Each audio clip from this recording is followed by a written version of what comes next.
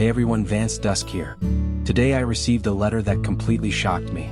It's a story about loyalty, weaponized guilt, and the exact moment a family decides your future is just a disposable asset. Let's get into it. The night my own parents tried to wipe out my bank account and steal $92,000 from me, I didn't scream. I didn't raise my voice. I simply hugged my mother, wished her a peaceful good night, and walked upstairs to my childhood bedroom. Then I sat in the dark and listened to my father desperately trying to crack a password he was never, ever going to guess. It took him exactly 3 attempts and 12 minutes of frustrated typing before the system locked him out completely. What he didn't know was that the account had already been frozen and secured for over 5 weeks.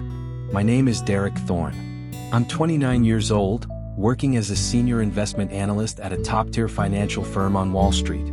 I graduated from Harvard Business School back in May 2020. I walked across that stage completely debt-free, ranking in the top 10% of my class, with a 6-figure job offer already signed before my diploma was even printed. But I didn't get there because of luck. And I certainly didn't get there because of my parents. I got there because of my grandmother, Ruth Thorne. Back in 1998, when I was just a toddler, she had the incredible foresight to open a private custodial educational fund in my name.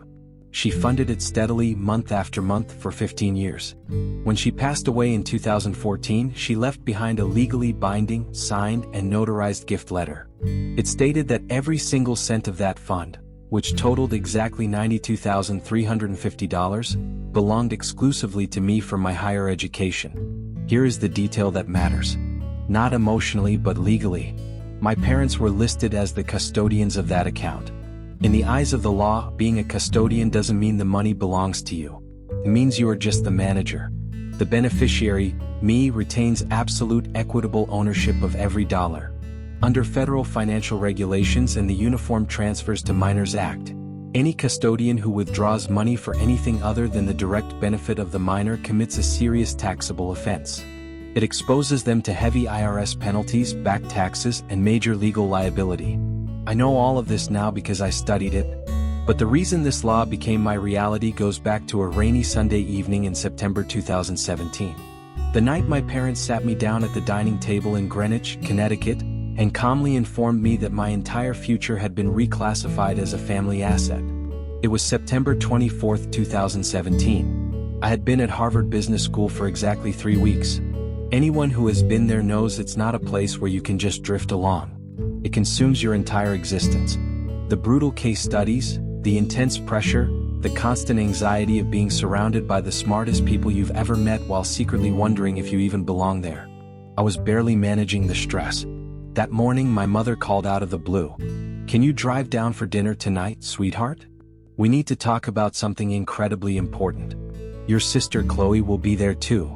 I drove over 2 hours from Boston back to Connecticut in my old Honda. On the passenger seat next to me sat a thick navy blue folder. That folder wasn't there by accident.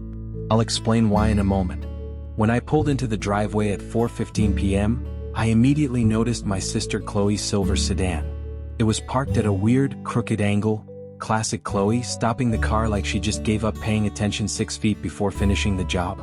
Inside the house, the atmosphere was suffocating.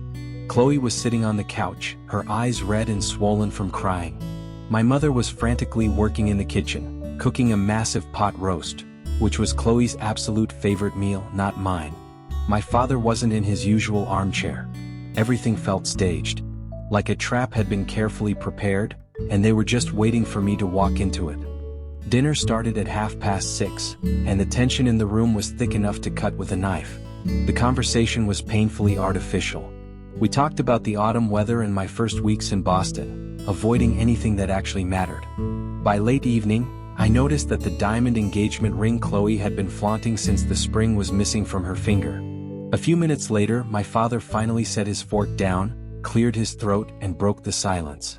He told me that Chloe was 5 months pregnant, her fiancé had just been fired, and their wedding was canceled indefinitely.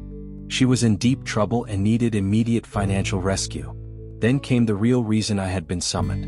My father looked me dead in the eye and said they had decided to liquidize my educational fund and transfer all $92,000 to Chloe. He claimed it would cover her medical bills, secure her a place to live, and set up everything for the baby.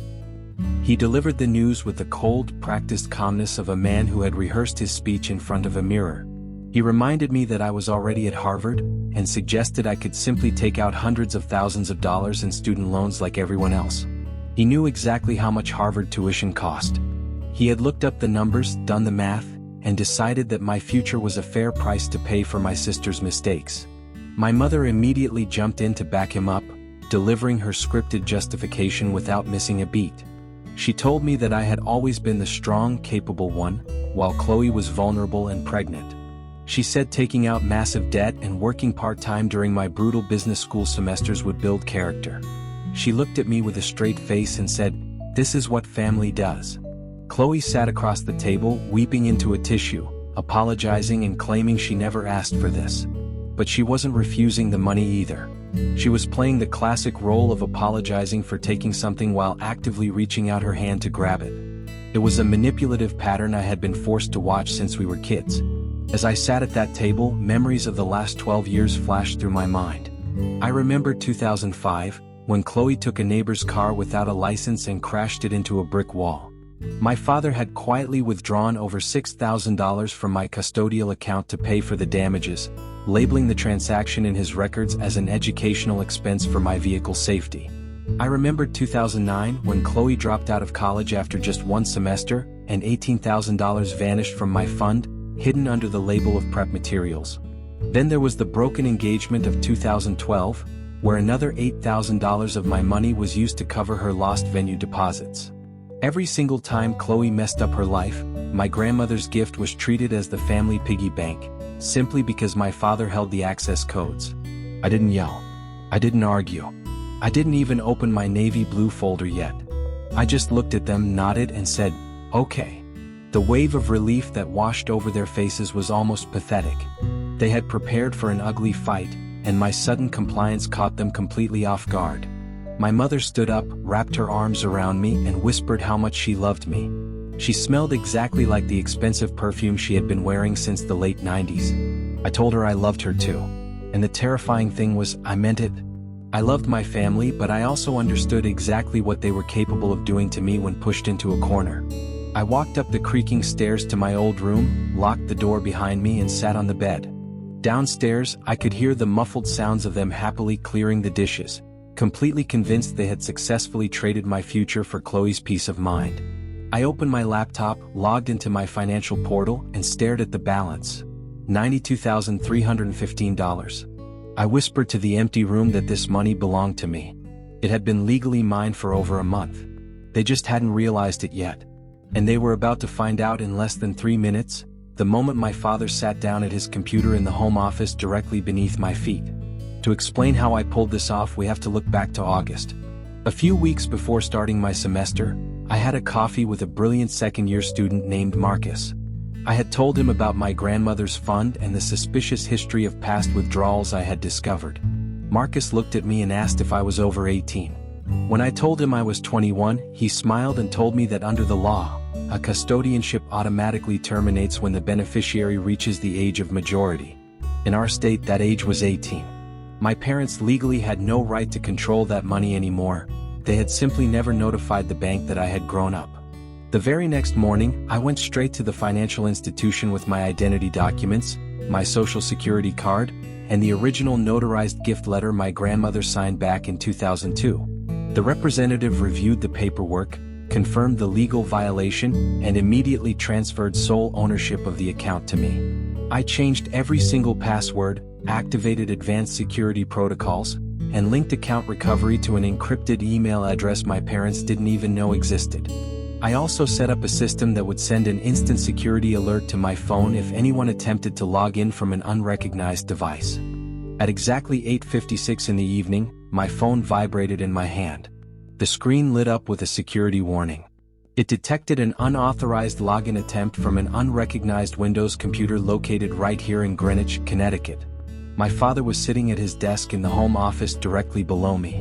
Through the wooden floorboards of my old room, I could hear the faint, distinct sound of keyboard keys being tapped.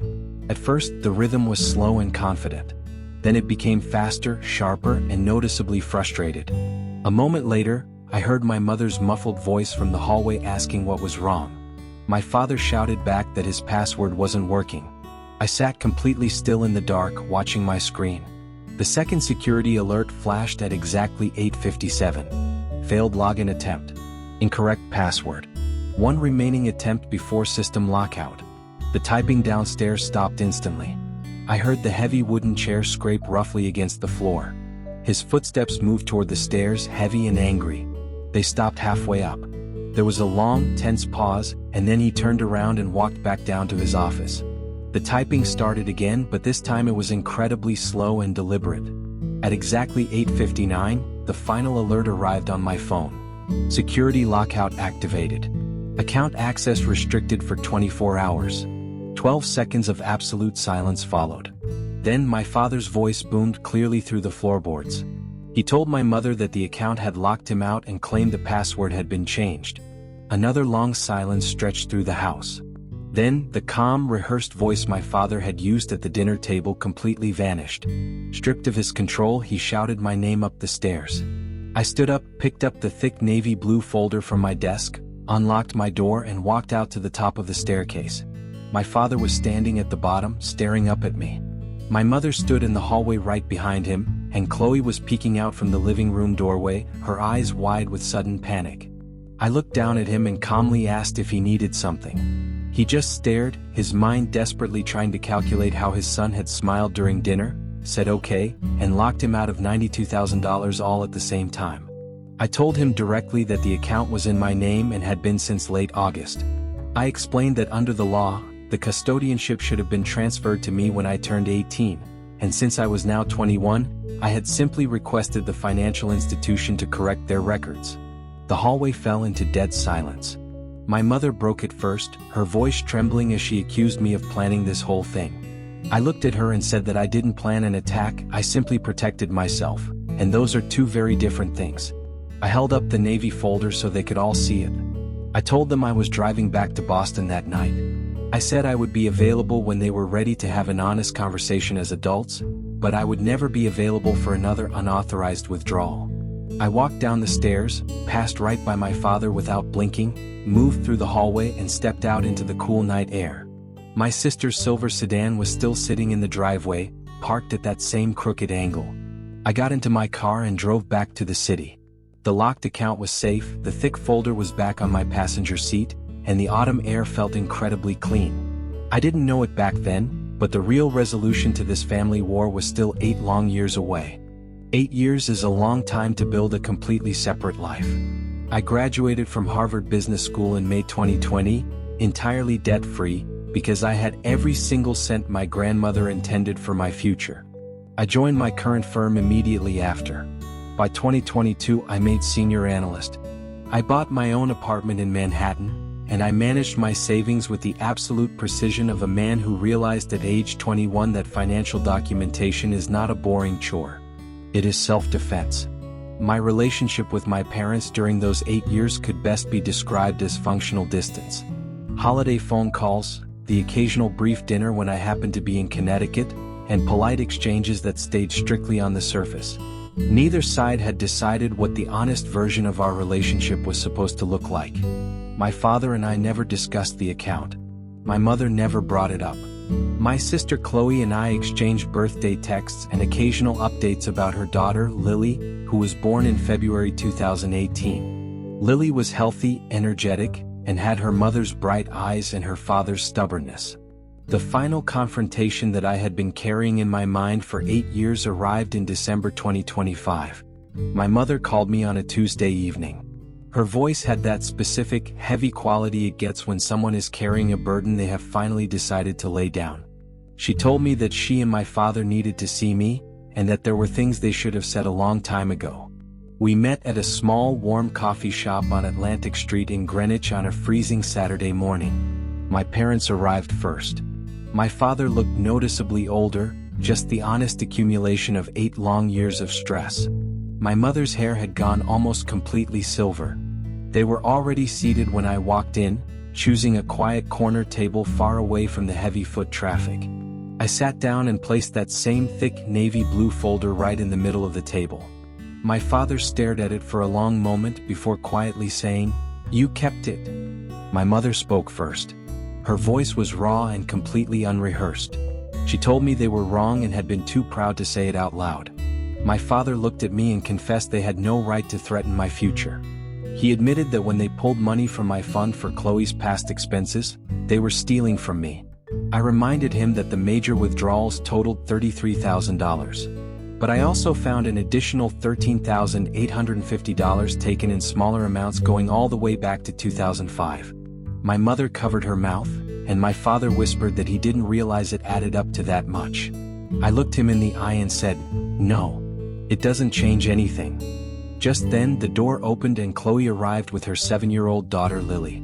Chloe sat down and said she read the article I published regarding custodial account fraud.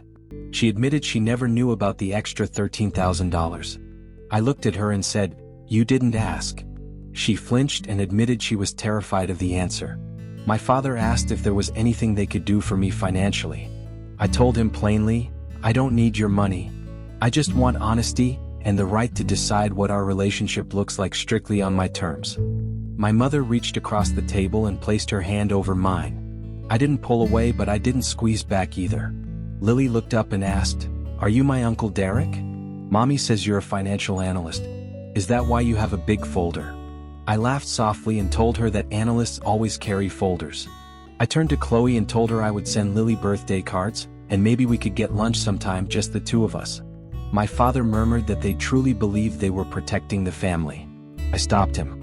I told him they didn't protect the family, they protected Chloe and sacrificed me. My mother wept and whispered that they had failed me. I looked back at her and said, "I know. And I survived anyway." I stood up and walked out into the freezing air. There were no dramatic hugs, just the clean, lightweight feeling of a man who has finally said exactly what needed to be said. My grandmother Ruth left me that $92,000 as a statement of belief in who I was. I used every single cent exactly the way she wanted. I graduated debt-free, built my career, and won my freedom. The framed gift letter hangs proudly on the wall of my office today. The navy blue folder rests safely in my desk drawer. I didn't break my family. I just stopped letting them break me. And that is the most honest thing I can say about all of it.